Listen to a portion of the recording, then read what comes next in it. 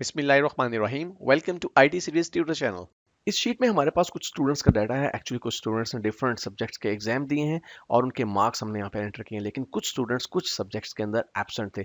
अब वो सेल्स जहाँ पर हमारे पास डाटा मौजूद नहीं है, यानी वो ब्लैंक सेल्स हैं, वहाँ पे हमें एब्सेंट का वर्ड टाइप करना है। यहाँ पर तो थोड़ा सा डाटा है, डेफिनेटली हम डायरेक्टली भी टाइप कर सकते हैं, लेकिन अगर बहुत बड़ा डाटा हो तो हम किस तरह से आसानी से मल्टीपल सेल्स के अंदर कोई भी टेक्स्ट टाइप कर सकते हैं, आइए देखते हैं। सबसे पहले उस पूरे डाटा को आप सिलेक्ट कर लीजिए जहाँ पे आपका डाटा मौजूद है। उसके बाद आपने F5 की प्रेस करनी है। F5 की प्रेस करते ही आपके पास गो टू का डायलॉग बॉक्स ओपन हो जाएगा।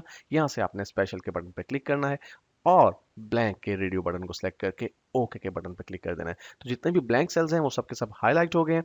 आपने डायरेक्टली टाइप करना है एब्सेंट और फिर कंट्रोल का बटन प्रेस रखते हुए एंटर प्रेस करेंगे तो तमाम एम्प्टी सेल्स के अंदर आपके पास एब्सेंट की वैल्यू अपीयर हो जाएगी।